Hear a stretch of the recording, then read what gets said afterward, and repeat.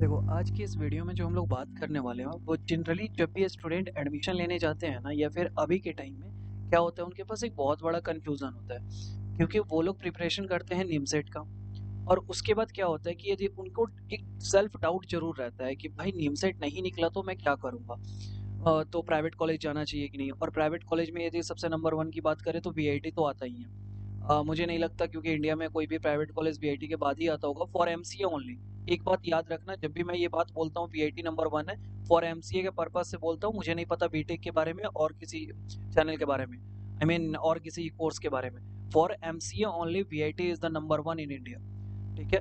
और ये पे पेड प्रमोशन वगैरह कुछ नहीं है, ये मैंने खुद एक्सपीरियंस किया हुआ है इसलिए मैं ये चीज़ को बोल रहा हूँ। तो यहाँ पे जो प्लेसमेंट का सीन है ना फॉर एमसीए कैंडिडेट वो बहुत अच्छा है इन प्राइवेट कॉलेजेस, सरकारी को छोड़ के। तो अब यहाँ पे उनको एक डाउट रहता है कि वो नीमसेट नहीं निकला तो क्या करें। मतलब उनका जो ये डाउट है ना, एक मैं आसान से टॉपिक में छेड़ देता हूँ कि एनआईटी वर्सेस वीआईटी। ठीक है, मतलब गवर्नमेंट वर्सेस प्राइवेट, कौन से कॉलेज में जाऊँ, एक साल ड्रॉप लूँ या नहीं लूँ। ठीक है, ये सब चीज़ों को लेके बहुत ज़्यादा उनको डाउट रहता है, वीआईटी जाना सही है कि नहीं। देखो, ये अभी तक मुझे पता है कि यदि जो भी लोग यहाँ पे इस वीडियो को देख रहे होंगे उनका मेन टारगेट होगा निमसेट को ही क्रैक करना। ठीक है, नेमसेट को क्रैक करना है, एनआईटीज में जाना। कोई बात नहीं है, आप तैयारी कर रहे हो, बहुत अच्छी बात है, क्योंकि एनआईटी में जाते हो आपको ब्रांड वैल्यू मिल जाती है। Plus good companies, I mean good नहीं बोल सकते, बेस्ट बोल सकते हैं इसको, बेस्ट कंपनीज मिलती है। लाइक गूगल्स, माइक्रोसॉफ्ट, सिस्को, इस टाइप की अमेजोन भी आती है। ठीक है, आईबीएम वगैरह भी आती है। तो brand value plus best company with the best package. ठीक, ये चीज़ें मिलती है आपको निमसेट के साथ। और इसमें आपको एक चीज़ और मिलता है, वो ये है कि बेस्ट पैकेजेस तो आपको मिलते ही हैं, लेकिन इसके साथ साथ एक डिमेरिट भी आ जाता है। वो ये होता है ना कि यहाँ पे आपको 3 इयर्स देना पड़ता है एमसीए के लिए सिर्फ। तो एमसीए को 3 इयर्स देने के बाद आपको ये चीज़ें यहाँ पे मिलती हैं। बेस्ट पैकेजेस जो मैं बोल रहा था वो जनरली मतलब 10 लाख से शुरू होती है और 45 लाख तक जाती है। ठीक है, इस साल सूरतकल का ये जो रिकॉर्ड है वो मैं बता रहा हूँ क्योंकि मेरा दोस्त अभी उसी में है। तो ये बेस्ट पैकेजेस वहाँ पे मिलती हैं। तो डिमेरिट की बात अभी हम नहीं करेंगे, अभी हम इसको हटा देते हैं। फिलहाल हम बात करते हैं इसके गुड बेनिफिट वगैरह के लेके। लेकिन एक चीज देखो, यहाँ पे ब्रांड वैल्यू मिलेगा, बेस्ट कंपनी मिलेगा, ये चीज मिलेगा। तुमको यदि जाना है तो जाओ, कोई बड़ी अच्छी बात नहीं है, लेकिन इसके थोड़े कॉन्स भी है। आई डोंट थिंक कि तुम लोग इन सब चीजों में इतना उलझ जाते हो ना, खासकर इस पैकेज के मामले में, कि तुम्हें और चीजें दिखाई नहीं देती है। तो मैं एक बार उन फंडामेंटल को क्लियर कर देना चाहता हूँ, क्योंकि मैंने भी अपने टाइम में जब मुझे चूज करनी थी, मैंने भी यही चीज सोच के नहीं लिया था, आई मीन निमसेट के लिए ड्रॉप वगैरह। देखो मैंने क्या किया था, बीसीए के लास्ट ईयर में लॉकडाउन लग गया था। लॉकडाउन लगने की वजह से मेरे पास टाइम था, क्योंकि हमें एक प्रोजेक्ट बनाना था। जनरली यही होता है, लास्ट सेमेस्टर में प्रोजेक्ट बनाना होता है प्लस टाइम रहता है हमारे पास। तो हम क्या करते हैं, थोड़ा बहुत मैथ पढ़ना स्टार्ट कर देते हैं ताकि नीम सेट हमारा क्रैक हो जाए। फिर मेरा क्या हुआ कि मैंने दोनों में भर रखा था, नीम सेट के लिए भी और पीआईटी के लिए भी। पीआईटी का पहले रिजल्ट आ गया, 29 जुलाई से क्लासेस भी स्टार्ट हो गए। उसके बाद से नीमसेट का एग्जाम हुआ, नीमसेट का भी एग्जाम में मैं बैठा था, ऐसा नहीं था कि मैं नहीं बैठा था। लेकिन जो भी बनाया नहीं हुआ, मेरा रैंक कुछ 1,000 समथिंग में आया था। लेकिन 1,000 ही था, 1,005 या 1,050 कुछ ऐसा ही था। रैंक ज़्यादा खराब नहीं थी बट ठीक थी। खैर वो अलग की बात है, वो हटाओ। लेकिन उसके बाद मुझे वीआईटी मिल गया। मैंने फिर निमसेट के लिए 1 साल के लिए ड्रॉप नहीं लेना चाहा। मैं रीज़न बताता हूँ क्यों। देखो, यदि मैं निमसेट के साथ जाता उस टाइम में, मैं अपना केस बताता हूँ, मुझे 1 साल का ड्रॉप लेना पड़ता, प्लस 3 इयर्स मुझे देने पड़ते निमसेट के अंदर। इवन 2022 में भी तुम्हारा ये एमसीए 3 साल का है। अब 3 साल का निमसेट क्यों रखता है, ये भी एक रीज़न है। क्योंकि निमसेट में बीबीए और बीएससी ऑनर्स, ऑनर्स कहने का मतलब है मैथ हो गया, साइंस हो गया, आई मीन साइंस में फिजिक्स केमिस्ट्री बायो, जो भी हो गया, ये ऑनर्स वाले भी बच्चे एलिजिबल होते हैं निमसेट में। तो इसकी वजह से उन्हें 3 साल रखना पड़ता है, क्योंकि 1 साल उन्हें लगता है फंडामेंटल सिखाने में, फिर 2 साल लगता है उनको पूरा पढ़ाने में। तो इसी की वजह से वो 3 साल रहता है। तो अब एक चीज देखो, यदि तुम निमसेट में जाते हो तो तुम्हें 4 साल देने पड़ेंगे, जस्ट लाइक मी। मेरा जो केस था, मुझे 4 साल देने पड़ते हैं, लेकिन मैंने सोचा कि यार मेरे पास 4 साल का टाइम नहीं है, मुझे, मैं नहीं जा सकता। मैं 4 साल अपना नहीं मतलब दे सकता सिर्फ एक मास्टर डिग्री को लेने के लिए। अब वैसे मुझे मैथ्स पढ़ने से प्रॉब्लम नहीं थी, मैथ मेरा फेवरेट सब्जेक्ट है। इवन मतलब बहुत अच्छा है मैथ मेरा, मजा आता है बनाने में। लेकिन फिर भी मैं 4 साल देने के लिए तैयार नहीं था, मेरा मेन इशू टाइमिंग था, मैं 4 साल नहीं दे सकता। उसके बाद मैंने वीआईटी का देखा, ठीक है? वीआईटी का देखा, वीआईटी के बारे में मैंने लोगों से पता किया, आई मीन सीनियर्स वगैरह से। तो मुझे ये पता चला कि वीआईटी में 1 साल में सब कुछ खत्म हो जाता है, ठीक है? मतलब पढ़ाई। 64 क्रेडिट का पूरा पढ़ जाया जाता है और वीआईटी पास करने के लिए 80 क्रेडिट्स चाहिए। क्रेडिट्स क्या होता है तुम थोड़ा-सा गूगल करोगे समझ जाओगे। हर सब्जेक्ट का एक स्पेसिफिक क्रेडिट होता है, लाइक 4-5 ऐसा करके वो मिलता है। तो 64 क्रेडिट का जब तुम सब्जेक्ट को पढ़ लोगे 1 साल में, तो तुम्हारे पास 1 साल में 16 क्रेडिट बचेगा। तो या तो तुम मास्टर थीसिस करने को बोलेगा वीआईटी, या नहीं तो इंटर्नशिप लग गया तो इंटर्नशिप करने को बोलेगा, ठीक है? तो अब क्या होगा कि तुम्हारा जब इंटर्नशिप का पीरियड चलेगा, तो जनरली इंटर्नशिप लग जाता है सबको, मास्टर थीसिस करने का बहुत कम ही नौबत आता है, बट फिर भी तो ये 16 क्रेडिट वैसे कंप्लीट करता है। अब बात करते हैं कि तुम्हारे पास वीआईटी में 1 साल में तुम्हारा सब खत्म, 1 साल जो बचा इसमें तुम अपने अपना 1 साल का इंटर्नशिप का एक्सपीरियंस ले लिया, ठीक? उसके बाद 2 साल में तुम क्या करोगे, उस जॉब का एक्सपीरियंस हो जाएगा। मैं ये क्यों जोड़ रहा हूँ, क्योंकि देखो ये सब कुछ जोड़ने पे 4 साल होगा, और एनआईटी से मैं जाता तो भी मुझे 4 साल देने पड़ते, तो 2 साल यहाँ पे मुझे जॉब एक्सपीरियंस मिल जाएगा। इन सब को यदि तुम कैलकुलेट करो, मैं कितना भी डम स्टूडेंट रहता, आई मीन जैसा मैं हूँ अभी, डम नहीं हूँ बट हाँ, तो मतलब मैं जैसा हूँ, मैंने अपना समझ रखा था कि 7 या 8 एलपीए पे मेरा लग जाएगा। एनी हाउ लग भी गया है, बट ये मैं डिस्क्लोज अभी नहीं करूंगा, मैं बताऊंगा नेक्स्ट वीडियो में आने में मेरा क्या सीन है।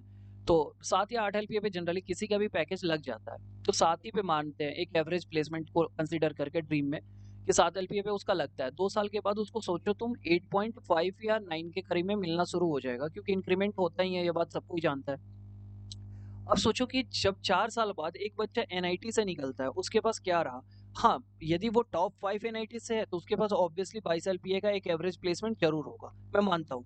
लेकिन यदि वो बंदा टॉप 5 एनआईटी से नहीं है, तो फिर उसके पास जाके उससे पूछो कि उसके पास कितने का पैकेज है।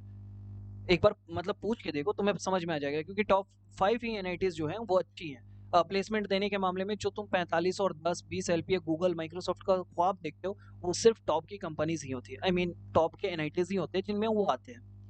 तो वीआईटी से यदि तुम करते हो, तो तुम्हें इसमें फायदा क्या हो जाता है कि 9 एलपीए का सैलरी जो तुम्हें 2 साल के बाद ऑफर होगी, और प्लस 2 इयर्स का एक्सपीरियंस प्लस 1 ईयर का इंटर्नशिप एक्सपीरियंस तुम्हारे पास रहता है। टोटल 3 ईयर का एक्सपीरियंस हो गया तुम्हारे पास, 9 एलपीए का जॉब हो गया।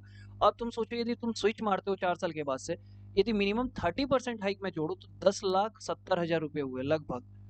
इतना मतलब 11 लाख अप्रॉक्स, जो ये मतलब 30% हाइक जो है वो मिनिमम हाइक होता है। ये 100% 200% तक भी जाता है। ओवरऑल डिपेंड करता है आपके परफॉर्मेंस पे पिछले जॉब में, तो वो अलग की बात है, बट फिर भी हम मैं मिनिमम लेके चल रहा हूँ। 11 से 12 एलपीए आप पे इजिली लग जाएगा यदि आप स्विच करते हो तो मतलब मैंने यही दिमाग लगाया कि मैं अपना 4 साल यदि यहाँ देता हूँ, और फिर भी, क्योंकि देखो जो कंपनीज 22 एलपीए या फिर 45 एलपीए देगी, लाइक माइक्रोसॉफ्ट और गूगल, तो भाई वो इतना इजीली तो नहीं देगी ना, उसके लिए भी प्रिपरेशन करना होगा, पूरा सीपी वगैरह टीएसए वगैरह पूरा अच्छे से करना होगा, ये तुम्हें भी पता है। तो भाई मैं उतना देने के लिए नहीं तैयार था, मतलब मेरे को 4 साल और ये इतना, फिर आगे जाके फिर इतना हार्डवर्क मुझे नहीं करना था। इसीलिए मैंने इसको छोड़ के मैं आराम से इधर से आ गया, क्योंकि इधर भी ऑप्शन सेम ही मेरे को मिल रहा था, लगभग लगभग थोड़ा सा ऊपर नीचे। तो मैं इसीलिए वीआईटी के अंदर आ गया। तो वीआईटी में ये चीज़ मेरे को फ़ायदा हुआ कि हाँ, टाइम सेविंग हुआ। दूसरा चीज़ एक और बात है कि जिसकी वजह से मैंने वीआईटी को क्यों चूज़ किया, why I choose VIT, the main answer देख लो।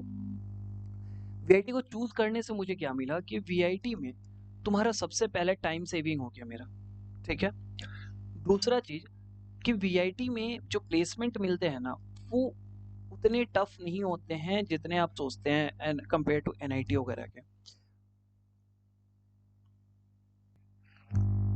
और उसके बाद की यदि मैं फ़ायदे की बात करूँ, वीआईटी में आने का मेन पर्पस मेरा क्या था, मतलब मैंने क्या सोचा था, ये जो भी मैं बात कर रहा हूँ, रिमेंबर ये मैं सिर्फ अपना पॉइंट ऑफ व्यू दे रहा हूँ कि मैंने वीआईटी को क्यों चूज किया कंपेयर टू एनआईटी। मैं चाहता, मेरा मैथ अच्छा था, मैं एनआईटी में भी जा सकता था, लेकिन मैं क्यों नहीं किया।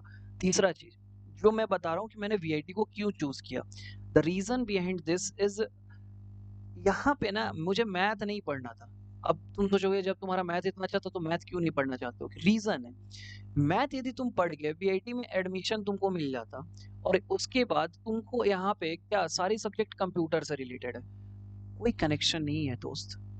मैथ और कंप्यूटर साइंस में। हाँ, अब बहुत बच्चे बोलते हैं भाई कोडिंग का क्वेश्चंस में मैथ हेल्प करता है, एप्टीट्यूड में हेल्प करता है मैथ। भाई करता है बट कितना परसेंट, ये भी तो देखो। देखो, ये एक कंट्रोवर्शियल टॉपिक है, मैं इस पे बहस नहीं करना चाहता हूँ, बट फिर भी मैं तुम्हें एक सिंपल सा फंडा बता देता हूँ कि यदि मैं निमसेट की तरफ में जाता, मुझे पूरा 1 साल देना पड़ता अपना मैथ पढ़ने में, वो भी वो चीज़ जो 10th और 12th में पढ़ाई गई है, ठीक है? लेकिन मैं उसके लिए तैयार नहीं था, मुझे नहीं देना था, ये मुझे ये नहीं पढ़ना था। 10th और 12th का मैथ फिर से जिसका आगे जाके मुझे कोई काम ना हो, आगे जाके मुझे कंप्यूटर साइंस पढ़ना हो तो। इसकी वजह से मैंने कंप्यूटर साइंस को चूज़ किया और वीआईटी के अंदर गया। अब वो अलग की बात है कि लॉकडाउन लगने की वजह से वीआईटी ने ही मेरिट बेसिस पे कंसिडर कर लिया, लाइक 9.04 सीजीपीए था मेरा, तो इसलिए वेल्लोर कैंपस मिल गया अच्छे से, कोई दिक्कत नहीं हुआ। बट वो अलग की बात है। तो इसीलिए मैं बोल रहा हूँ कि मैंने क्यों चूज़ किया वीआईटी, इसके पीछे यही सारे रीज़न है कि पहला, मेरा टाइम बच गया, कोई ईयर गैप नहीं आया, ठीक है? क्योंकि ईयर गैप आ जाता यदि मैं 1 साल तैयारी करता तो। टाइम सेविंग क्यों हुआ? क्योंकि मुझे यहाँ पे 2 साल के अंदर ही कंप्लीट हो गई, 1 साल में पूरा पढ़ाई कंप्लीट, 1 साल में पूरा इंटर्नशिप चल रहा है मेरा अच्छे से।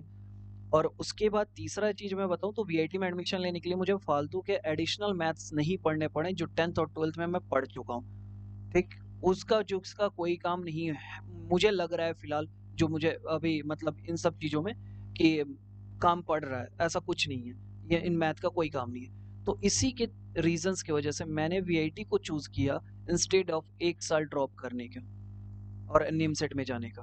बस यही एक रीज़न है। मतलब यही कुछ रीज़न्स हैं। तो अब तुम बोलोगे कि भैया आप तो ये बोल रहे हो कि एनआईटी गलत है, एनआईटी में मत जाओ। नहीं, मैं ये नहीं बोल रहा हूँ।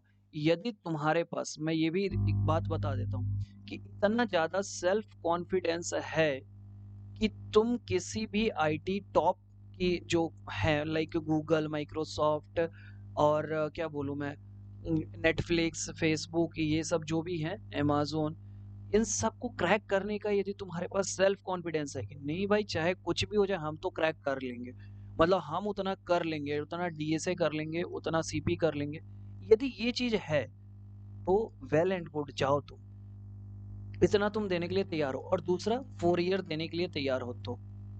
अदरवाइज यदि आपको ये लगता है कि नहीं मैं इतना देने के लिए तैयार नहीं हूँ, बाय द वे मेरी फैमिली कंडीशन भी वैसे नहीं थी कि मैं 4 ईयर्स दे पाऊँ, ठीक है, ये भी मैं चीज़ बता देता हूँ। और फैमिली कंडीशन क्यों नहीं थी ये सब पर्सनल बातें हैं, खैर हटाओ, शॉर्ट एंड सिंपल में समझो कि 4 ईयर्स मैं देने के लिए तैयार नहीं था। तो इसी की वजह से मैंने वीआईटी को चूज़ किया। अब वीआईटी में जो भी बच्चे पढ़ रहे हैं आप उनसे एक बार जाके बात कर सकते हो, मुझे छोड़ दो क्योंकि तुम्हें लगेगा यूट्यूब के वीडियोस बनाने के लिए, प्रमोट करने के लिए वीआईटी को कुछ भी बोले जा रहा है। आप किसी भी सीनियर से पूछ लो, जाओ लिंक्डइन उठाओ, सबसे बेस्ट ऑप्शन है कि लिंक्डइन पे जाओ और वहाँ पे जाके तुम ये देखो कि जो भी वीआईटी से पढ़े हुए हैं वो कहाँ कहाँ प्लेस्ड हैं। यदि तुम कोई भी एक कंपनी खोलोगे ना, आई थिंक वहाँ पे एक वीआईटी का बंदा जरूर तुम्हें दिखेगा, ठीक है? एक बार तुम जाके देखो, तुम्हें समझ में आ जाएगा मैं क्यों बोल रहा हूँ। बट ठीक है, आपको ये मेरा ओपिनियन था कि वाई आई चूज वीआईटी। आपका यदि अलग है, आपको एनआईटी जाना है, जाइए, आप स्वतंत्र हैं, देश में डेमोक्रेसी है, आप जा सकते हैं। तो मैंने बस एक ओपिनियन रखा था वीआईटी वर्सेस एनआईटी चूज करने के लिए as a career, I mean as a educational background, that's all. I hope ये क्लियर होगा आपको।